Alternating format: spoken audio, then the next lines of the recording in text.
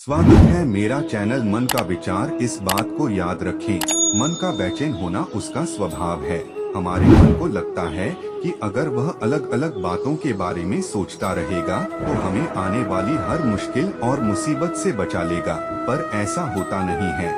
हम अपने जीवन का काफी अधिक समय सोच विचार करके परेशान होने में निकाल देते हैं। भगवान श्री कृष्ण कहते हैं कि मन का यह स्वभाव बदलना मुश्किल जरूर है, असंभव नहीं। अपनी इच्छा की शक्ति से अपने आप को नया आकार दें। अपने आप को कभी भी स्वेच्छा से नीचा न होने दें। इच्छा ही आत्मा की एकमात्र मित्र है और इच्छा ही आत्मा की एकमात्र शत्रु है। जिन्होंने खुद को जीत लिया है उनके लिए इच्छा एक मित्र है, लेकिन यह उन लोगों का दुश्मन है जिन्होंने अपने भीतर आत्मा को नहीं पाया है।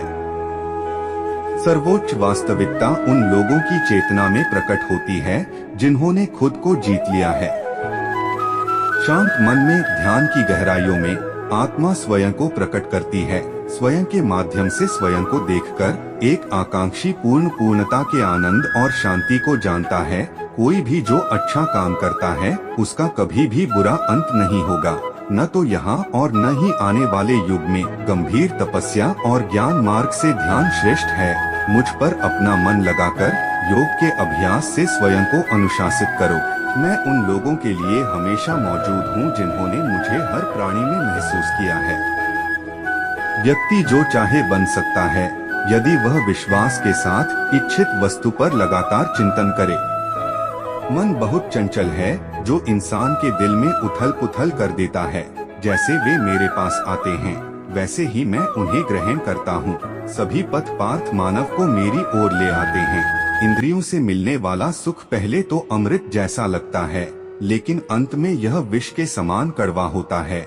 जब ध्यान में महारत हासिल हो जाती है तो मन हवा रहित स्थान में दीपक की लौ की तरह अडिग रहता है। हे अर्जुन, तीनों लोकों में मेरे पाने के लिए कुछ भी नहीं है और न ही कुछ ऐसा है जो मेरे पास नहीं है। मैं अभिनय करना जारी रखता हूँ, लेकिन मैं अपनी किसी जरूरत से प्रेरित नहीं हूँ।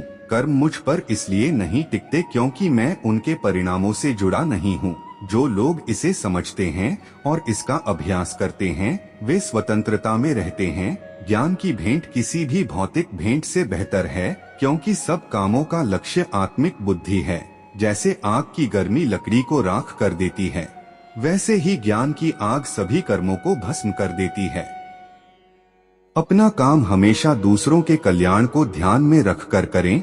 हर व्यक्ति का विश्वास उसकी प्रकृति के अनुसार होता है। मैं उन्हें ज्ञान देता हूँ जो सदा मुझसे जुड़े रहते हैं और जो मुझसे प्रेम करते हैं। मेरी कृपा से कोई सभी कर्तव्यों का निर्वाह करते हुए भी बस मेरी शरण में आकर अनंत अविनाशी निवास को प्राप्त करता है। बुद्धिमान व्यक्ति का मुख सुख में आनंद नहीं लेता। जो कार्य में निष्क्रियता और निष्क्रियता में कार्य देखता है वह एक बुद्धिमान व्यक्ति है। मैं धरती की मधुर सुगंध हूँ, मैं अग्नि की ऊष्मा हूँ, मैं ही सभी जीवित प्राणियों का जीवन भी और मैं ही सन्यासियों का आत्मसंयम हूँ। तुम उसके लिए शोक करते हो जो शोक करने के योग्य नहीं है और फिर भी ज्ञान की बातें करते हो। बुद्धिमान व्यक्ति ना जीवित और ना ही मृत व्यक्ति के लिए शोक करते हैं। बुद्धिमान व्यक्ति को समाज कल्याण के लिए बिना आसक्ति के काम करना चाहिए।